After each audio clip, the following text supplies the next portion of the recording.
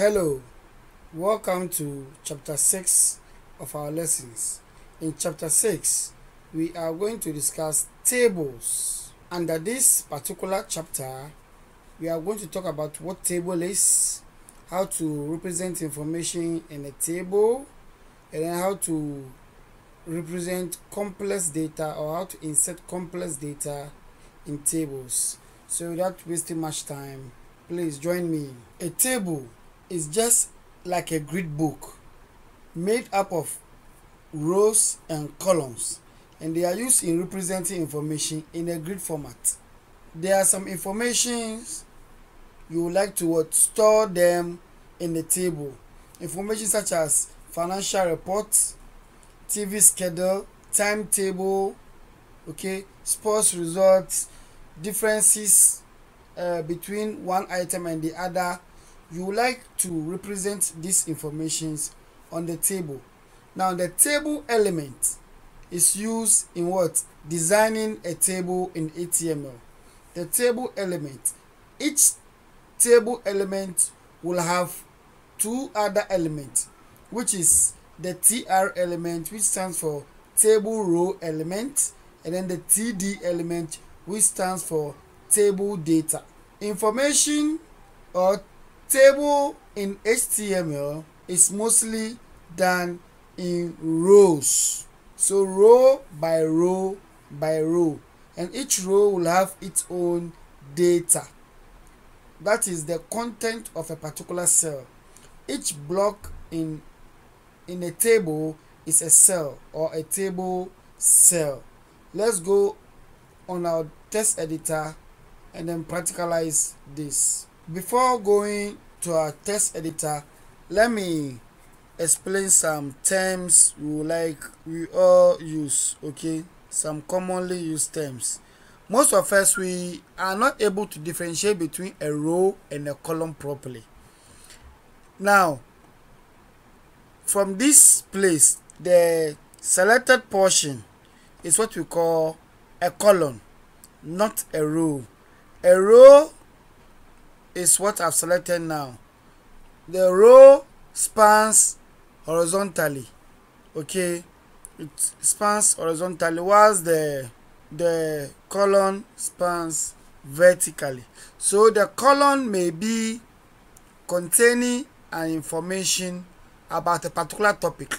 So all the information about people or about the same thing that are, let's say I want to fill this table and I write names here. Almost every part of this column will contain the person's name. So it can be different people's name all in a particular column with the column header names or the column label names. When I come here and I write age, it will contain a specific information about the ages of people. But when I come to a particular column, the particular column contains all the information about a particular individual. So that's the difference between a row and a column. A row has a detailed information about a particular person or a particular place. So in HTML, we design our tables using what? Rows. So that we are able to store the information about one particular person before coming to the next row, Each particular block you see here is a cell, like I said. So this is a cell. This is a particular cell I've selected. This is also a different cell. That is also a different cell. Each cell will have an information in it, and that is what? The data. That is a data. That is a data. That is a data. So each table, before you can complete a table in HTML, you are supposed to insert both the table row, which is TR, and a table data, which is TD, or in a table element, which is table. So now let's go to our text editor. Now let me go to my index page. So we start a table by first of all declaring the table tag, the table element. So let's do it quickly. Table. I close I get the completion. First thing I told you, we what represent information in rows. So let me do a tr to represent what? A table row. When I close it, I get the completion. That's what? Table row. Alright, so when you do the tr, each tr represents one row. So the number of data in the row will determine the number of columns the table should have. So for instance, if I do a td here to represent a table data, this represents the very first column I have. When I do another table data, which is another td, this will represent what? The second column. When I do another td, this should represent the third. When I do another td, this should represent my fourth column. What I have to do is now to put in the values I want. So let's say I put 1 here, okay, I put 2 here, I put 3 here, I put 4 here. So what we have actually done is we have now inserted what? Values, or we've inserted data into our columns. So this represents the columns and this represents a row. So this is a first row, which is the td. All the information here is what? In a row, and each of the tds represents a column. So this is only one row but 4 columns we've done. If you want additional row, you come under this first row and create another what? Table row. So that's how you represent information inside the table row. I also what? I do what? Another td. Okay, in this case, when I do td here, this is what? Another column on the second row. Let me just copy 3 of this and then just paste it to, let me just paste it to represent another 4 rows. I can decide to make this value 2, I'll make this value 4, I'll make this value 6, and I'll make this value 8. If I want another row with 4 columns, what I do is I copy. I want to move faster, so I'm doing a copying and then a pasting, a lot of copying and other pasting. Let me just do this 6.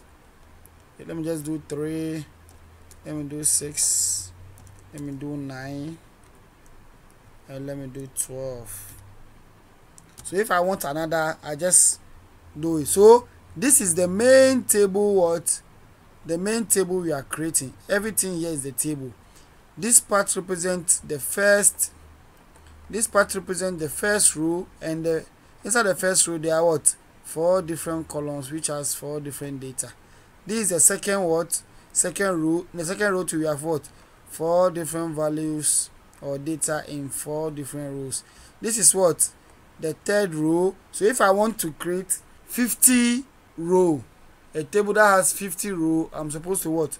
Do 50 of these ones, okay? And then if I want to create multiple columns, depending on the number of columns I use a td, a td, a td. So let's save this one. Let's do file, save, and then come and open it in our browser. This is what we've created. This is the table we've created. Mind you, because you are not seeing the lines or the grid, it doesn't mean they are not tables.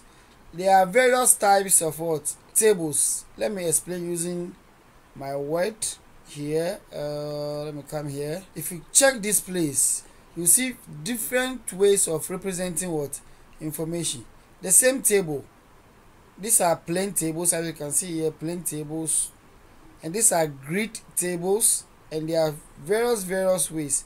Not all of them have those borders around them, the table borders around them. There are some that are list tables like this, list tables. Okay, so we will go through each of them and how to what modify our tables. These are all list tables and their examples. Okay, not all tables have, so when you see on our browser no table borders, it doesn't mean they are not tables. Now let's discuss another important thing called the table heading. Let me insert, so let's create another table. Okay, let me insert this code and explain. This is another table we are creating, starting from this end to that end, and then I'm going to explain what we call table heading, which is what? TH. Now the table heading is also inserted just like the table data TD, but the table headings or the table header is used in what? Explaining the column heading is or what the row heading is. It can be used for either a column heading or a row heading. They are just headings. So even though, or even if you want to represent an empty cell or an empty space or an empty block on your table, I told you each of the boxes in a table is called a cell. If there is a cell that has no value or has no data in it, still indicates that it is empty by just bringing just the element without putting any content in between. So this will represent what? An empty table heading. That means there's no heading on the first what? On the first column. Okay, and then when you do the table heading, if you do a table heading like this, you are going to indicate a what? An attribute called scope, and then you say column and you say Saturday. This Saturday simply means there's a column heading called Saturday. That means you are recording something that has been done on Saturday. This also is a column table header which represents Sunday. Then you end what? The table what? The table row here. So you do a very first row. The very first row should contain the headings. Come here and also do what? Another table row. But in this case, our table what? Our table header is what? It's row, not a column, which means ticket sold. So you can easily explain that this particular table has to do with the tickets that has been sold on what? On Saturday. The total ticket that has been sold on a particular what? On a particular day, which is what? Sunday. So this ticket sold represents what? Saturday and Sunday. Ticket that has been sold on what? Saturday and Sundays. I will show you the table practically. This is the first data. So automatically this first data goes to what? Saturday. But this is a what? This is a row. So this 120 is sold on Saturday, and this 125 is sold on what? On Sunday. Let me save so that we go on our browser. Now, this is what? The second table we created, and this is the empty table heading I was talking about. This particular first column, you see there's an empty table header which is this code. This represents the what? The empty table header, and this on the first column says Saturday, this says Sunday. So if you check on our browser, you see first Saturday, Sunday, but before Saturday and Sunday there is what? An empty one here. And you see this particular table heading is for a row, so you give an attribute in your table header, the attribute scope, and you say row, ticket sold. So ticket sold becomes the table header, and this becomes the data. This is also what? A data and a data. To get this beautiful table we've done here, this is the total sales on Sunday, total sales on Saturday, ticket sold on Saturday, ticket sold on Sunday. This is a header. This is also another what? Header. Mind you, there are still no what? Table borders. You will come to table borders very soon. Now let's talk about something important, which is what? Spanning a column. Okay, or column span if you like. So it is possible that in your table you would like a particular data or a particular heading to span multiple columns. How do you increase the column sizes or the data to cross multiple columns? Let's go back to our table. Let's create one more table and then insert these details. This table I just copied.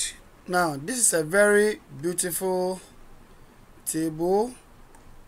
Let me explain, then we appreciate whatever is going on. You can still see first our table row. On our table row we have a very first column or a very first heading that is empty, okay, and we have other headings.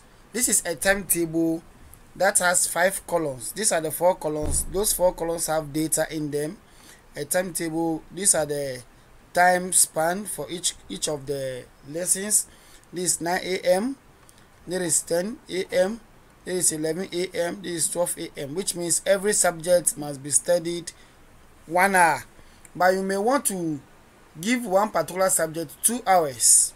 You don't have to be entering the same subject in each of the cell. You can just write one, okay. If it's mathematics, let's say 1 mathematics, but it will span these two columns, so it doesn't have, you don't have to be entering mathematics. So these are the headings, okay. Now let's go to this particular part. These are the subjects, okay. This is Monday, okay. On Monday, this is also another heading for Monday. This will be what? A row heading.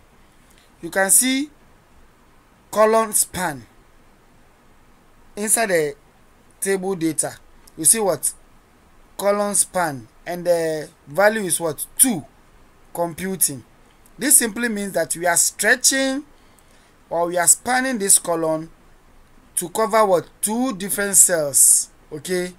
So we are stretching the column to cover what? 2 cells. This is what?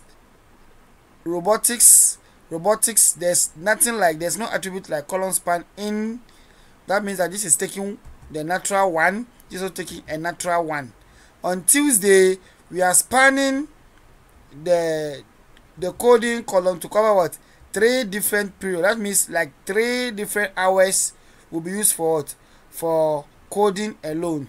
And the last, okay, period will be what? The last period, which is 12 a.m. will be used for what? Physics. On Monday, computing will take what? 9 a.m. and then 10 a.m. together. Then we have what? Robotics taking 11 a.m. Mathematics taking 12 a.m. But on Tuesday, we are giving coding 3 periods or 3 hours. And then physics will take what? Only 12 a.m. Let's save this our file and then view it on the browser to see how it is going to be rendered. Beautiful. You can see this table. On Monday we gave computing 9 a.m. and what? 10 a.m. We have spanned it what? We have spanned computing to cover what? 2 different cells, which is this 9 a.m. and 10 a.m. Robotics have what? Only 1 period. Maths has 1 period. But on Tuesday, see one interesting thing. Coding is covering what? 3. So 9, 10, and 11. Whilst physics is taking the last period, which is what? 12. So this is what? Spanning a particular column, which is what? Call span. That is an attribute you are going to insert into what? Into either your heading or your data. In this case, we are entering it into our table data. You can decide to also span a column what? Heading instead of a column data. Now, after doing the column heading, let's try and do a row span also. This is the column span. I'm sorry. So after stretching our columns, let's try and also span our rows. We can simply change this column span to row span. Let me do one more table. Now this is the table to explain what a row span. That's my first row. On my first row, definitely I'll get my table headings. Okay, so these are television channels in Ghana, and then what they show at a particular time, which program they do at a particular time. This is an empty cell or an empty block on my table. The first one is GTV. What GTV does, this is Joy News channel, this is TV3. These are the times of the program. So 6 p.m. to 7 p.m. Okay, we have another 7 p.m. to 8 p.m. These are also headings. Okay, these are also headings, but these are the programs. These are the programs that are what shown. This is what movie, comedy, and news. But if you check carefully, you can see that the very first row has been spanned by what? 2. Okay, it has been spanned by 2. That means that movie is spanned by what? By 2. Comedy takes 1 cell, news take 1 cell. Here sports take 1 cell, current affairs also what? Take 1 cell. But we have spanned this row, which is what? The movie. Okay, so let's save this. Let's save this particular file, show it on, refresh my browser to see. Now you can actually see GTV, Joy News channel, and then we have TV3. TV3 news has 1 hour, current affairs 1 hour, comedy on Joy News 1 hour, sports on 1 hour. But check GTV, the movie is covering this row and then that row at the same time. So we have spanned it to cover what? 2. So you can actually see it in the middle. So it is either not 6 to 7, it's neither at 7 to 8. It is in between. That means that we have spanned this particular what? This particular row. In this case, we span this what? Column. But here we span what? 2 rows. These 2 rows. This has spanned 2 rows. This has spanned 2 columns. This has spanned 3 columns. Okay, this is only 1. This is also another 1. Now, one way of also creating a table, especially if it's a very long table, you can decide to divide the table into 3, which is the head, the table head, the body, which is the table body, and then also the last, which is the table footer. While the table head is going to take headings, okay, the column headings, and then the body contains the actual figures or whatever content you want, whilst the border takes, let's say, the total, or let's say a discount you have given or something. Let's go to our code editor and try and then figure out what I actually mean. Now this is a table that has what? The T head, which is what? The table head, T body, which is what? The table body, and then T foot, which is what?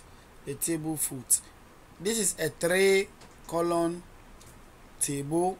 These are the headings: dates, income, and expenditure. And we have 1st July. These are for the rows: 1st July, 2nd July, and 3rd July. And the data in 1st July to 250. That means 250 for the income, and then 36 for the expenditure. 1st July for the date. Okay, this is the date, 1st July, another date, another date. Okay, and this is also, this is for income, expenditure, income, expenditure, income, expenditure. Now at the foot okay, you can do an empty cell. This becomes the total, because we don't have a total for date. Let me just write total, okay, to represent the totals for the income. This is total for expenditure. The values are wrong though, but it's just an example so you understand. Let's save it and then go to our browser and refresh. And this is the table we just created, which is the date, okay, income and expenditure. So 1st July, income was 250, expenditure was this. 2nd July, 3rd July, and these are the total. Okay, you'll be wondering what's the difference between using this approach and then using the previous approaches. Now, when you are using the T head, the T body, and the T foot, what it does is that, let's say when the table is so long that is able to, let's say, cover one whole page, okay, a very long table. Let's say you have from 1st July to 31st July, okay, for instance, it is possible that it will cross our screen. When it crosses our screen, in that situation, these headers, okay, will still be displayed, whilst this becomes the dates and the income and expenditure. This date becomes scrollable, so we will be able to scroll it. Okay, that is why this approach is very, very important. If the table is too long and it's able to cross one page, so the browser will still keep date, income and expenditure on top whilst you are scrolling. Imagine you have all this one for a year, each day, that is 365. So you have 365 rows to go through. It is bound to cross every screen page. So it is important to use this style so that the date, income and expenditure will still be at the top while you are scrolling through the other details. Now, the very last part I want to check under tables will be the color, okay, of a cell, and then also the borders. Okay, so as you can see in my very last table code I posted, in the attributes of the table I place what? A border, which means a table border with the strength of what? 2. Okay, that's the thickness of the border, and the background color in hex code. You can also do the normal RGB. Let me just do red.